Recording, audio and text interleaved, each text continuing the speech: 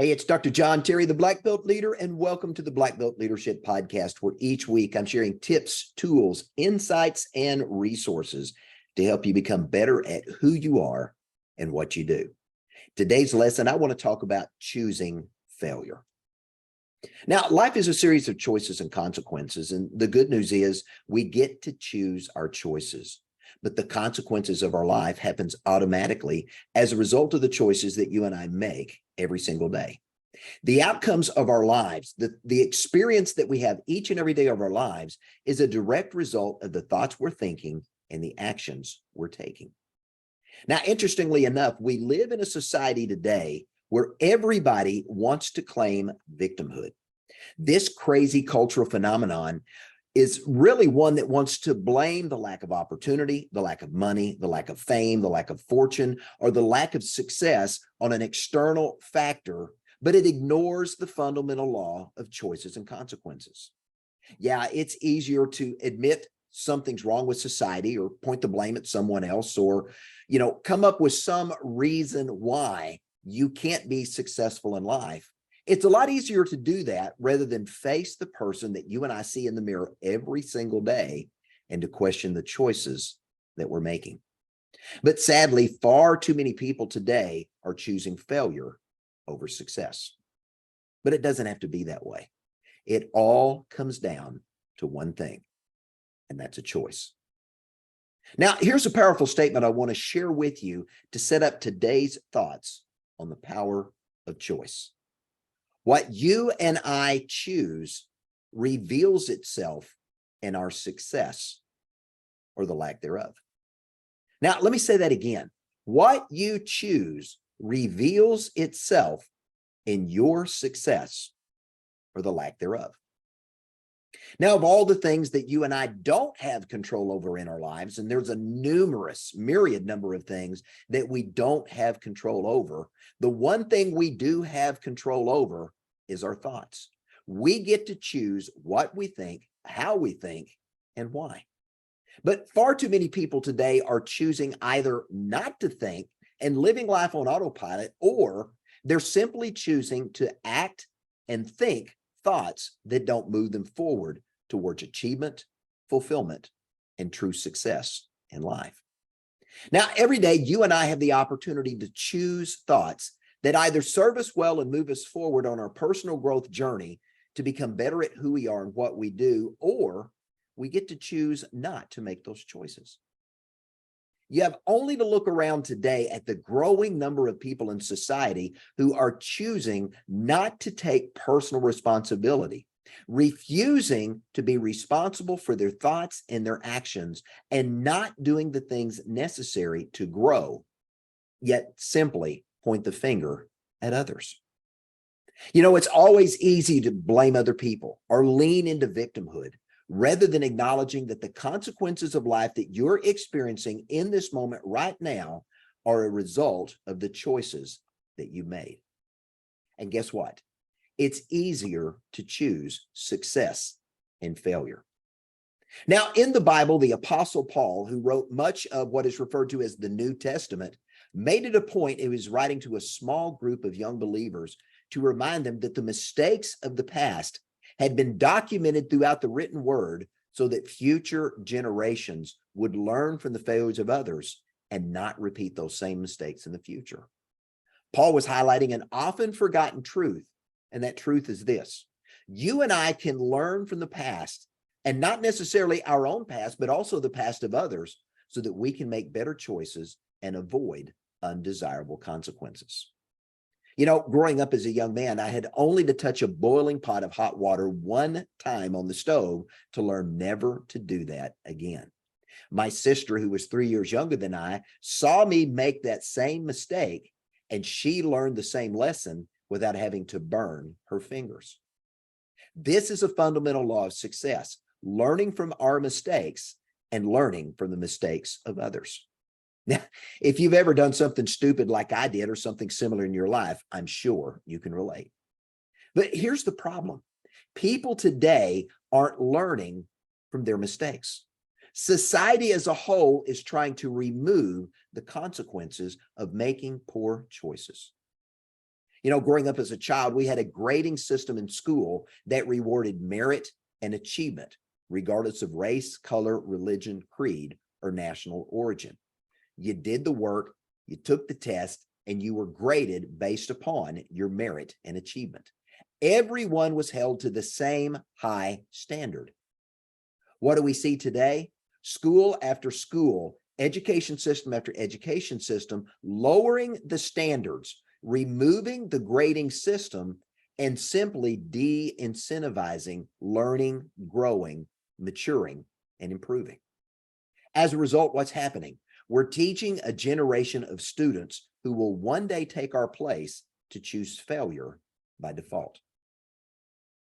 You know, one of the phrases I've heard my mentor, Tony Robbins, consistently say throughout his career is this: what gets rewarded gets repeated. Now, that's a very simple but a very profound truth. But what society is doing to people today is de-incentivizing success. They're de-incentivizing what is required to be successful, and they've chosen to incentivize and reward bad thinking and bad behavior. Rather than helping struggling kids learn to read and write and become critical thinkers who think for themselves and step into the greatness of who they are, what's happened? We've removed the tried and true testing standards that challenge individuals to rise to their full potential and freely compete against their peers so that they have an opportunity to rise to the greatness within them. Society today is more focused on conformity. Hear me when I say that. Society today is more focused on conformity, teaching people what to think rather than how to think, removing the incentives that reward individuals who put in the time and the effort to become black belt masters at who they are and what they do. Today, it's easier to blame race, religion, sex, whatever it may be. It's easier to make excuses than to hold people accountable to the standards that bring about success and excellence in life. And in society today, what are we seeing? We've defunded the police. We decriminalized drugs. We refuse to enforce the laws that are on the books to protect the welfare and the well-being of individuals and the community as a whole. And as a result of these soft on-crime policies, many of our major cities have become something out of a post-apocalyptic movie, where everyone is acting with impunity with no regard to the welfare and the safety of others. It's a form of selfishness where everybody is out for themselves and don't care about anyone except themselves. And think about it this way. When you reward bad thinking and you reward bad behavior, what do you get? You get more of it. Remember, what gets rewarded gets repeated. And this is what we're teaching in society. We are teaching people to choose failure. But let me say this, it's easier to say it's not my fault and point the finger at someone else or circumstances or situations beyond their immediate control than it is to take personal responsibility for choices. Now, truth hurts, and this is a truth that needs to be heard. You and I, we cannot rise to our full potential without accepting personal responsibility for the thoughts we think and the choices we make. Pointing the finger at other people or blaming your race, your color, your religion, your creed, your sex, or your national origin is more often than not an excuse rather than reality. So here's my recommendation: knock it off. People have been victimized throughout human history, but successful people have always found a way to rise above victimization, to rise above the challenges and obstacles life puts in front of them, and to step into the greatness of who they are. There will always be victims in the world, those who choose failure over success, but you do not have to be one of those people. Let me give you an example of the thoughts that you and I think every day that are causing us to either choose success or choose failure for ourselves. And it's an example you probably heard before, and it's the glass of water. And the question, is it half full or half empty? You know, every day you and I get to see that proverbial glass of life as either half empty or half full? If you see a half full glass, your focus and your attention is on what you have and all the things that you can do with it. But if you choose to see the glass, the world around you, as half empty, your focus is on what you don't have and how you are being limited and held back. The first vision is a vision of abundance and success, seeing the glass, seeing life as half full. The other, seeing the glass half empty, is a vision of scarcity and lack. So let me give you one more example. Every day, you and I get to choose whether or not we're going to lead ourselves well and make good choices, whether we're going to focus on becoming a better version of who we are and what we do than we were the day before. Or you and I can choose to stay where we are, as we are, thinking the same thoughts, making the same choices that lead to the same limited outcomes and the same lack of opportunity for the rest of our lives. One is a vision of abundance and success. The other, a vision of scarcity and lack. And you and I daily are choosing success or choosing failure by the way we see the world around us. Now, the thoughts you think and the corresponding choices you make are either moving you forward or they're leaving you where you are, or worse, they're causing you to go backwards. But when you and I choose to learn, to grow, to mature, and improve, daily focusing on becoming better at who we are and what we do, we are consciously making the choice to be successful over time. And it is a conscious choice. Now, this conscious choice requires that you and I be intentional about how we're living our lives each day. This conscious choice requires that you and I take the time to reflect and examine the thoughts we're thinking and the choices we're making, and evaluate in advance the consequences we're going to experience as a result of the thoughts we think and the choices we're about to make. It gives us an opportunity to frame our thinking, to frame our choices, and to frame our outcomes as success focused. But choosing failure is easy. Little or no work is required. We simply choose not to do the things that are required to learn, to grow, to improve, and mature. And we simply elect to stay where we are, as we are, stuck in a mediocre, lackluster existence that never brings true fulfillment, never brings lasting satisfaction, and never brings the success in life that deep down we all crave.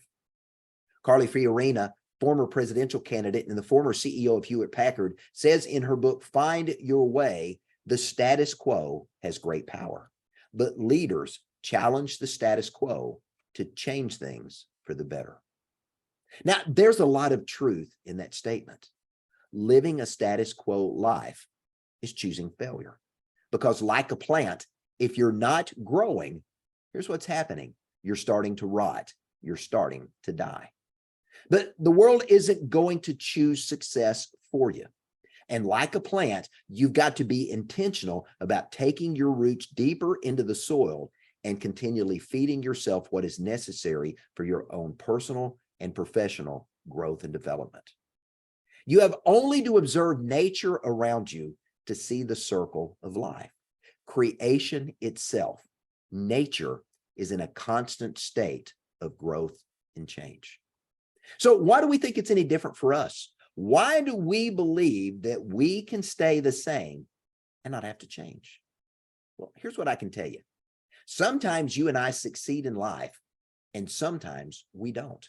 That's life. And when we succeed, great. But when we don't, we experienced failure. And the question you and I have got to answer is this: what do we do with this? What do we do with failure when we experience it? So why do we choose failure? Let me give you 4 reasons. Reason number 1, we've all failed at one time or another. It's part of the human existence. We're not always going to be successful at everything we do. However, failure, rightly used, can help us learn, grow, and to choose. Reason number 2, when we don't learn failure's lesson, here's what happens. We're doomed to repeat that same mistake or one very similar over and over again in the future. You know, if you go back through the annals of history, story after story is recorded of men and women who failed, that refused to learn the lesson life is trying to teach them, and they kept repeating failure, choosing it again and again.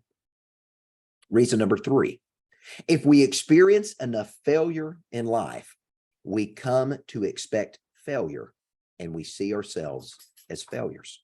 Number 4, when we expect failure and that becomes a part of our daily lives and we begin to see ourselves as failures, our subconscious mind begins to continually work to bring more failure into our lives.